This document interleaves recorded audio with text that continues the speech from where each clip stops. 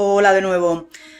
Sé que os hemos enviado desde el Departamento de Historia una actividad de Caixa Augusta para que conozcáis un poco la realidad de esta ciudad, los orígenes de Zaragoza, y también eso os sirva de ayuda para conocer la civilización romana, pero bueno, me ha parecido interesante grabaros también este vídeo para que tengáis una visión un poco más general de lo que es la antigua Roma, y no solamente el Imperio Romano, como se le conoce comúnmente, sino de toda la historia, porque el Imperio Romano es la última de las fases de la historia de la antigua Roma.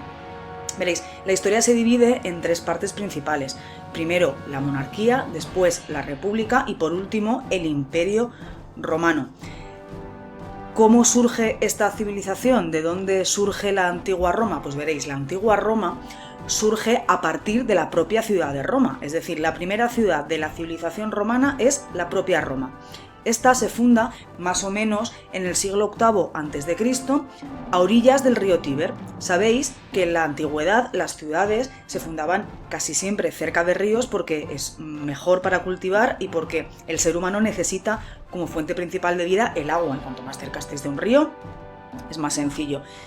Además, tiene una peculiaridad, que es que la propia ciudad de Roma está protegida por 7 colinas, con lo cual era una medida de protección en caso de invasión de los vecinos pertinentes. Hay una historia mítica en torno a cómo se fundó esta ciudad que tiene que ver con los hermanos Rómulo y Remo, que fueron abandonados por sus padres cuando eran bebés y fueron criados por una loba, la llamada loba capitolina o Luperca.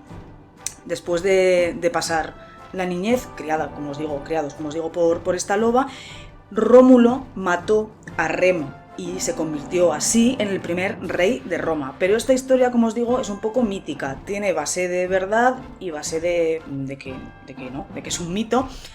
Y bueno, pero la leyenda han pasado los siglos y sigue existiendo. En el siglo VI a.C., es decir, un par de siglos después de la fundación de la ciudad, el territorio de la ciudad y un poco las tierras anexas fueron conquistadas por una civilización que existía en la antigua península itálica, que eran los etruscos. Los etruscos se organizaban en ciudades-estado muy similares a las griegas y también comerciaban por el Mediterráneo y este tipo de historias.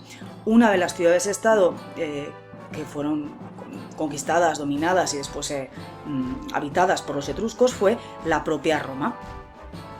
Y veréis, desde su fundación hasta el año 509 a.C., Roma tuvo 7 reyes. 7. Por esto a este periodo se le denomina la monarquía. 4 de estos reyes fueron latinos, pero no latinos como Malumas, vas libre como el aire, sino latinos del latín, es decir, romanos, digamos, ¿no? Y los últimos 3 fueron etruscos. ¿Cómo gobernaban los reyes romanos? Pues los reyes romanos lo hacían asesorados por el Senado, que es una institución que surge en esta época. El Senado estaba formado por personas que se llamaban patricios, que eran los que controlaban las tierras y además los únicos que tenían ese derecho a la ciudadanía. ¿Os acordáis cuando hablábamos de Grecia? Que decíamos que los ciudadanos eran los únicos que tenían poder político. Los patricios es lo mismo, son las únicas personas que tienen poder de decisión sobre lo que ocurría en su territorio.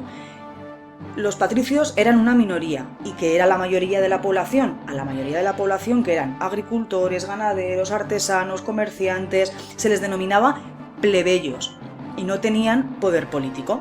En el año 509 los romanos expulsan a los reyes etruscos, al último rey etrusco. Entonces se establece como forma de gobierno una república. Una república, que es una palabra que tiene un origen latino, res pública, es decir, la cosa del pueblo, es un sistema de gobierno en el que no hay rey, ¿vale? Hay otra cosa, pero rey no hay.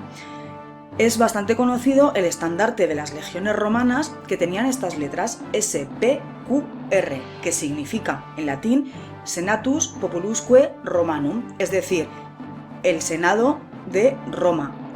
No tenían un rey porque realmente el que daba las órdenes y creaba las leyes era el Senado. ¿Cómo se gobernaba entonces en una república? Pues tenían, por ejemplo, como formas de manejarse, digamos, los comicios. Los comicios eran asambleas de ciudadanos en las que se elegían los cargos públicos.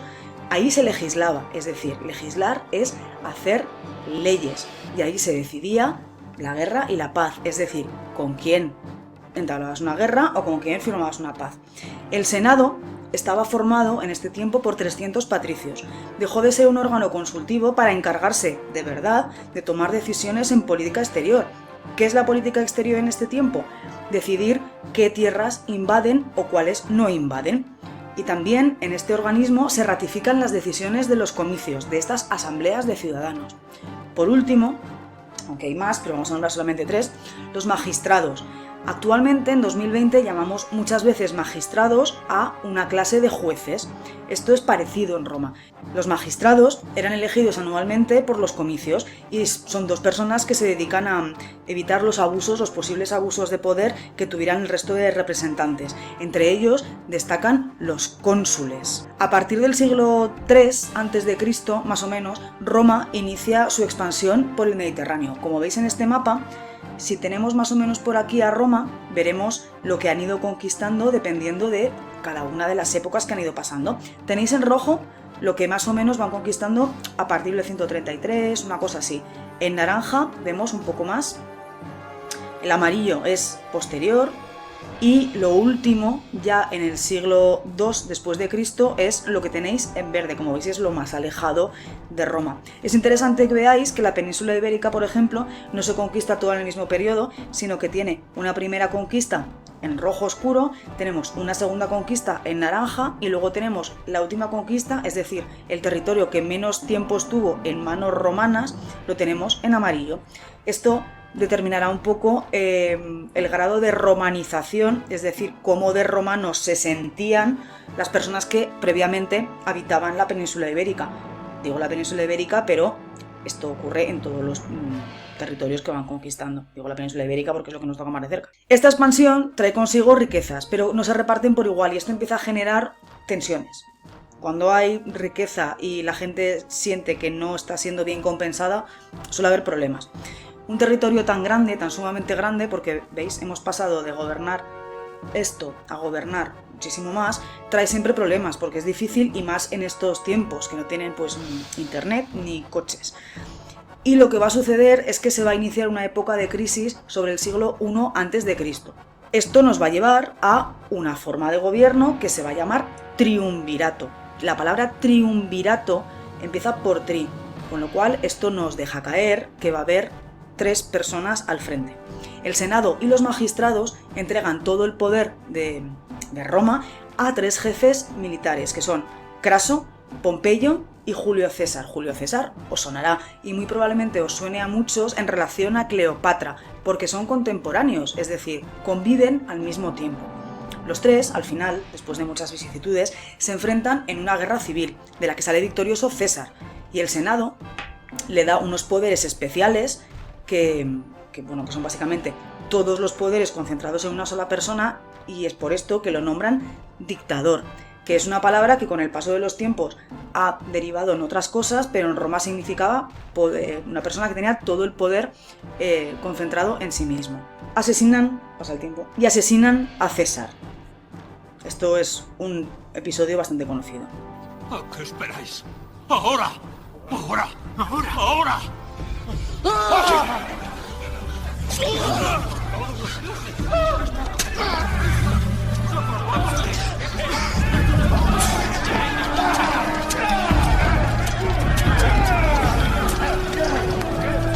Después del asesinato de César, hay otra guerra civil, y entonces Octavio Augusto, que os tiene que sonar porque estáis haciendo un trabajo de César Augusta, no es casualidad que los nombres se parezcan tanto, es proclamado por el Senado emperador. Es entonces cuando empieza el imperio. Recordad entonces, monarquía, república e imperio. ¿Con quién empieza el imperio? Con Octavio Augusto. Esto marca, como os digo, el inicio de una nueva etapa y también marca el inicio de una temporada muy larga de paz que se denomina Pax Romana y que durará más o menos un par de siglos hasta el siglo III. Durante la época del imperio, Roma se consolida como la mayor potencia de su tiempo, conquistando un montón de tierras y no solo conquistando, sino haciendo suyas, es decir, no iban a un sitio y tenían una batalla y se volvían a Roma, sino que se quedaban allí efectivamente ejerciendo el poder sobre ese territorio. Es como cuando jugáis a un videojuego, si habéis jugado a Age of Empires, o habéis jugado a Civilization o algún juego así de conquistar, vosotros no conquistáis a un pueblo matándolo y volviéndose a casa, sino que os quedáis un poco allí, ¿no? Pues esto es lo mismo. En este periodo se refuerza el poder del emperador y además todo el territorio se divide en provincias para que sea más fácil manejarlo, porque siempre es más fácil manejar territorios pequeños que una gran extensión. Hay bastantes cosas interesantes en este periodo porque además es muy largo, pero la que más me interesa que conozcáis es que en el año 212 el emperador Caracalla va a conceder a todos los hombres libres la ciudadanía romana. Es decir, todos los hombres que han nacido en el Imperio Romano pasan a ser ciudadanos, no solamente los patricios.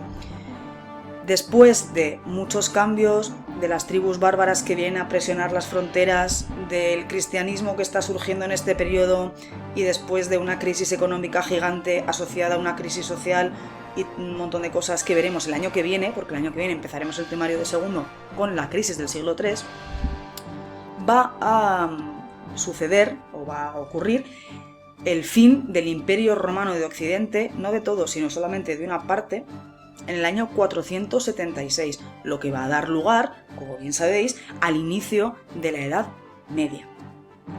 Os pongo aquí, para finalizar un poco y que estéis un poco ubicados, las provincias en las que se dividía la península ibérica, para que veáis lo que os digo, que no la península ibérica es un todo, sino que se divide también en provincias. Como veis, por aquí está más o menos Zaragoza, que estaba incluida Casa de Augusta en la Tarraconensis, pero bueno, es algo que ya sabéis porque lo estáis investigando en el dossier de Casa de Augusta.